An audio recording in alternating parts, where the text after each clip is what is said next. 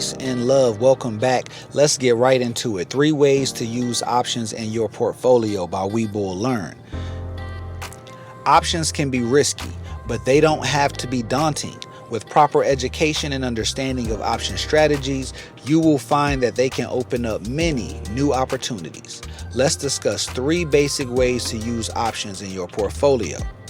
All right, number 1, hedging your positions. When you own a car or a house, you usually purchase an insurance policy to cover losses from potential accidents. Some of us, a lot of us driving around uninsured, but that's another video.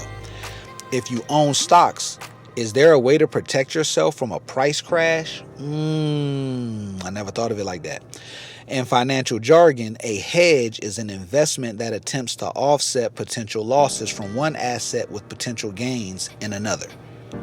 All right, so a hedge is an investment that attempts to offset your losses from one stock with potential gains in another. Okay, for example, someone who owns shares of one stock might buy puts or sell calls in that stock.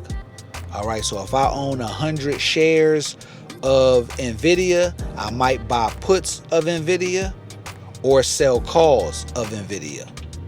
A long put can hedge a position for the duration of the option, while a covered call can partially offset any losses by the amount of the premium earned.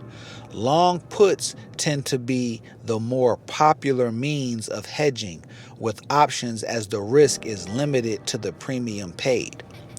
Okay. So, a long put. So if you buy shares, let's say I buy shares of NVIDIA at $100 a share, and then it shoots up to 180. So right now it's at like 180. So to protect against my loss, I would buy a put at 180 for, let's say I bought a put for $400. Now, if NVIDIA drops down, as NVIDIA goes down from 180 back to 100, I'm gaining money.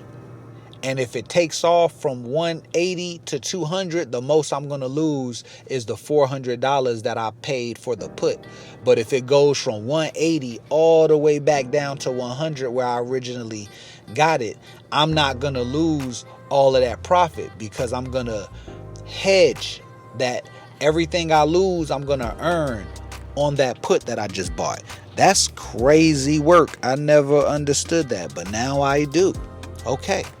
Good to know. Good to know. Hey there, future trading champions. If you're tired of feeling lost in the charts and want to take your trading game to the next level, my Patreon is the answer. Join me for exclusive access to my most insightful chart trading videos, a swing trading checklist, and a dedicated series that breaks down the art of charting for beginners. Plus, you'll get entry to my video vault and the chance to ask your burning questions directly in the Stock Market Daddie strategy room. Ready to level up your trading? Let's dive in. Link in the description. Peace and love, and I hope you get rich. No. All right, so long puts tend to be the more popular means of hedging with options, as the risk is limited to the premium paid. Selling a call generates a small amount of income in the form of a premium received, but carries the risk that the call will be exercised and you'll have to sell the position you wanted to protect. So I buy 100 shares of NVIDIA.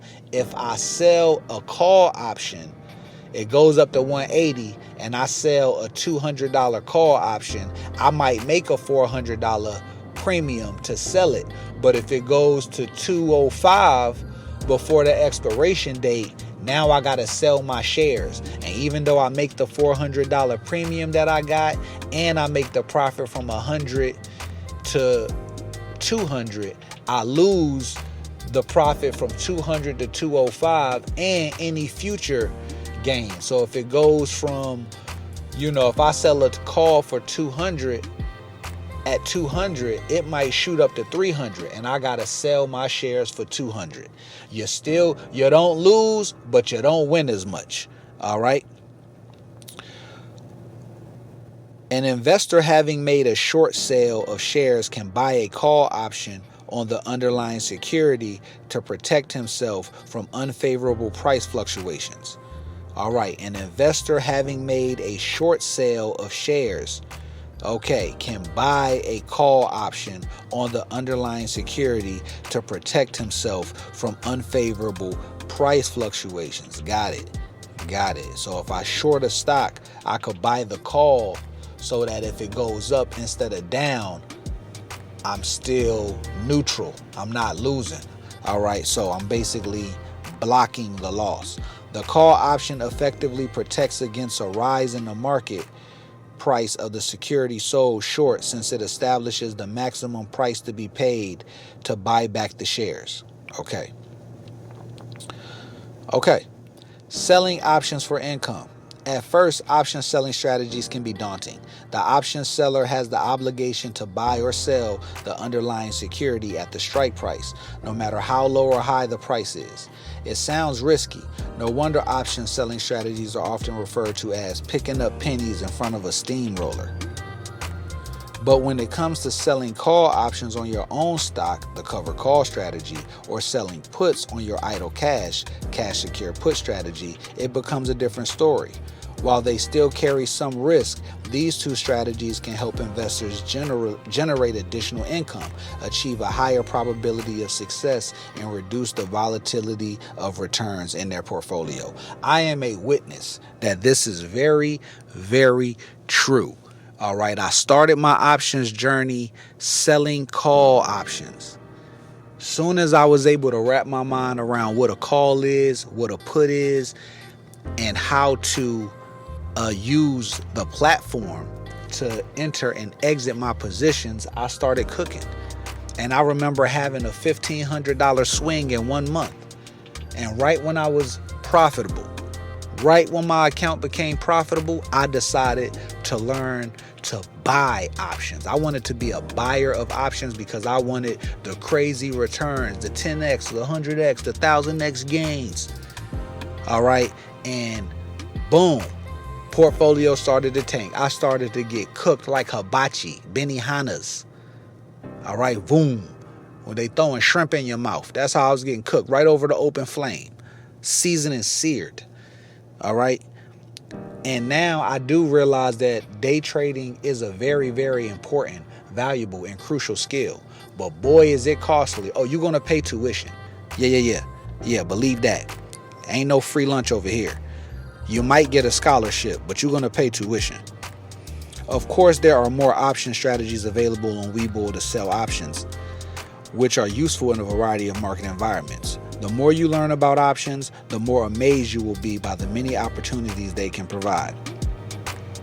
Okay, lastly, options provide leverage. An option buyer can pay a relatively small premium for market exposure in relation to the contract value, usually 100 shares. So if you can't afford 100 shares of a stock like Nvidia, you could buy a call option, all right, preferably a leap, with a very, very, very, very, very, very, very long expiration date. And now you can benefit from the price moves as if you have 100 shares. So that's the key. That's the key. All right. You want to pay a small price. You can't afford the whole 100 shares of Nvidia, but maybe you can afford half of the cost of Nvidia.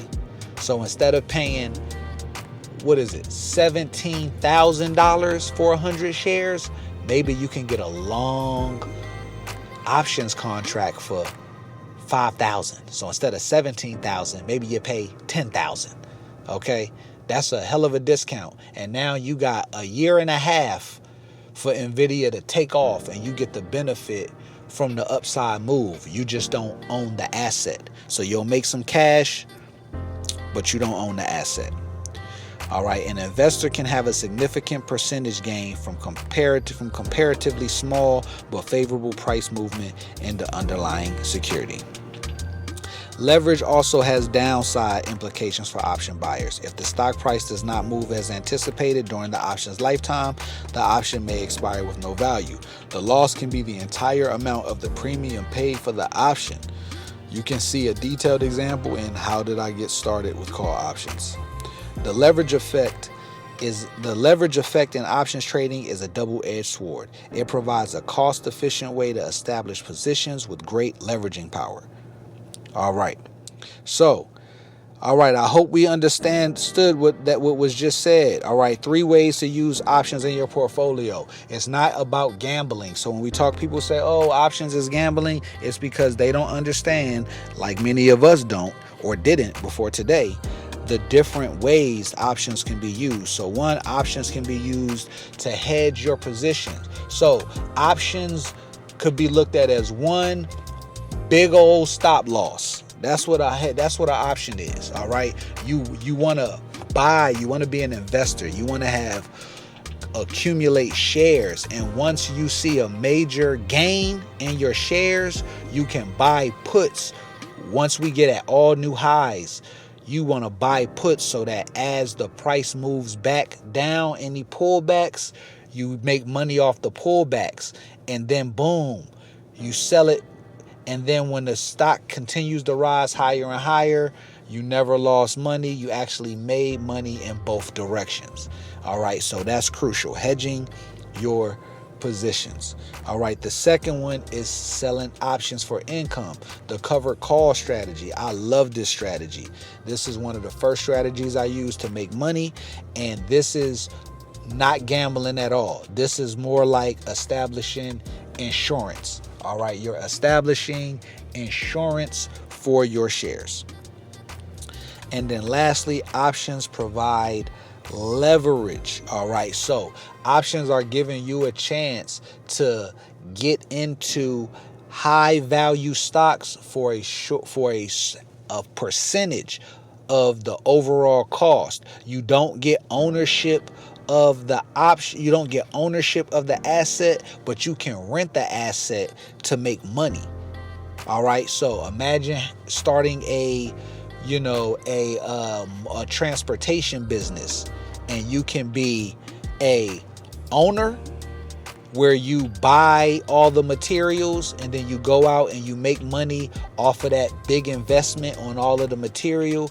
Or you could be a contractor where you still work for yourself and then you make a deal with somebody who owns the equipment and you use their equipment to go out and make money. Now, you never own the equipment yourself, but you're able to use it to make money. So those are the 3 ways that we can use options without making option buying and selling a trip to the damn casino. Peace and love, and I hope you get rich. See you in the next video. Let's keep it going.